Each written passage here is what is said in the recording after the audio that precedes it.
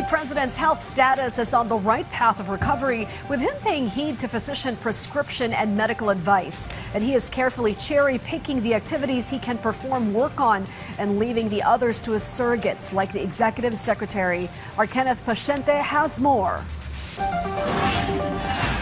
The health condition of President Ferdinand R. Marcos Jr. continues to improve after experiencing diverticulitis. According to Presidential Communications Office Secretary Dave Gomez, the president's recovery is continuing smoothly and progressing well, as noted by his medical team. However, for some engagements, cabinet secretaries or the executive secretary will represent the president in compliance with his doctor's advice for him to get some rest. Although he needs to take it easy, Executive Secretary Ralph Recto said that the president's work continues.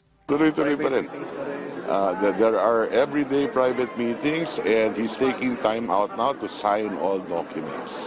In fact, the president personally led the oath-taking of General Jose Melencio Nartates as the new PNP chief. He also led the donning of ranks for the police chief. Ngayon po, umatin po siya sa oath-taking po ni General Nartates Jr. Kaya masasabi po natin na gumaganda, umiigi, umaayos po ang kalusugan ng Pangulo. Matapos po siyang ma-diagnose ng doktor patungkol sa diverticulitis. Malacanang also said that there is no need to release a health bulletin on the president since his condition is not critical. It also emphasized that the public should not believe or engage with those spreading false information about the president's health. Kung ano ng source niyan, so malamang gumagawa ng kwento yan.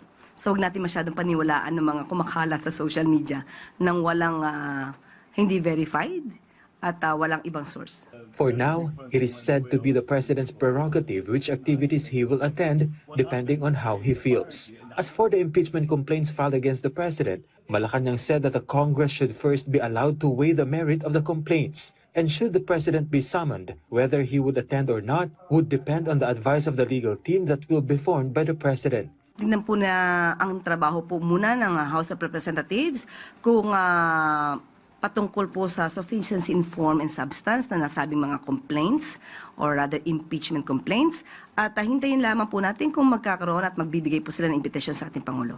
Depende po yan sa magiging legal team po ng Pangulo kapag kinakailangan na po.